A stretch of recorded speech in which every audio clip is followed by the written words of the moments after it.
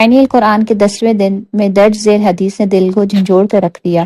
رسول اللہ صلی اللہ علیہ وسلم نے فرمایا، منافق کی مثال اس بکری کی طرح ہے جو دو ریوڑوں کے درمیان بھٹک رہی ہو، کبھی ادھر جاتی ہے اور کبھی ادھر، اور وہ نہیں سمجھ پاتی وہ کس کے ساتھ چلے۔ یہ کیفیت تب پیدا ہوتی ہے جب دنیاوی خواہشات اور دین کے تقاضے آپس میں ٹکراتے ہیں اور انسان کسی ایک راستے پر مضبوطی سے نہیں چل پاتا۔ یہاں چند عملی مثالیں دی جا رہی ہیں۔ نماز اور کام کے درمیان تذبذب۔ ایک خاتون گھر کے کام کر رہی ہے، نماز کا وقت ہو چکا ہے، لیکن وہ سوچتی ہے اگر میں ابھی نماز کے لیے اٹھ گئی تو شاید میرا ضروری کام رہ جائے گا۔ نتیجتاً وہ نماز کو مؤخر کر دیتی ہے یا بالکل چھوڑ دیتی ہے۔ دینی صحبت اور گمراہ کن محفلوں میں تذبذب۔ کوئی نوجوان لڑکی ایسی محفل میں جاتی ہے جہاں گانے، لغو گفتگو اور بے مقصد وقت ضائع کیا جاتا ہے، جبکہ اس کے دل میں احساس ہوتا ہے کہ یہ وقت قرآن و حدیث سیکھنے میں لگایا جا سکتا ہے۔ نتیجتاً وہ دینی صحبت کی اہمیت کو جانتے ہوئے بھی بری محفل نہیں چھوڑ پاتی۔ دنیاوی ترقی اور دین کے درمیان تذبذب۔ ایک شخص کو کسی کمپنی میں ترقی ملنے والی ہے، لیکن شرط یہ ہے کہ وہ شراب کی سپلائی یا کسی حرام کاروبار کا حصہ بنے۔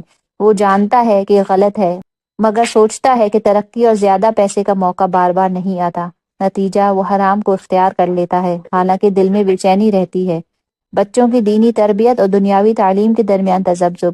والدین چاہتے ہیں کہ ان کے بچے نیک اور دیندار بنے، لیکن وہ زیادہ زور دنیاوی تعلیم، کریئر اور مغربی طرز زندگی پہ دیتے ہیں۔ نتیجہ بچے بڑے ہو کے دین کو ثانوی حیثیت دیتے ہیں کیونکہ انہیں دنیا کو پہلی ترجیح دینا سکھایا گیا ہے۔ سچ اور جھوٹ کے درمیان تذبذب۔ ایک بچہ کسی غلط کام میں پکڑا جاتا ہے اور وہ جانتا ہے کہ سچ بولنا چاہیے، لیکن یہ بھی سوچتا ہے کہ اگر میں جھوٹ بول دوں تو سزا سے بچ سکتا ہوں۔ نتیجہ وقتی فائدے کے لیے جھوٹ بول دیتا ہے، مگر ضمیر پر بوجھ مسلسل محسوس کرتا رہتا ہے۔ دین کی دعوت اور معاشرتی دباؤ میں تذبذب۔ کوئی خاتون دین پر عمل کرنا اور دوسروں کو بھی اس کی دعوت دینا چاہتی ہے، لیکن سوچتی ہے کہ لوگ کہیں گے کہ یہ مولانا بن گئی، شدت پسند ہو گئی۔ نتیجہ وہ دین کی بات دوسروں تک نہیں پہنچاتی اور خود بھی عمل کرنے میں کمی کر دیتی ہے۔ ان تمام چیزوں کا مسائل کا حل درج ذیل ہے۔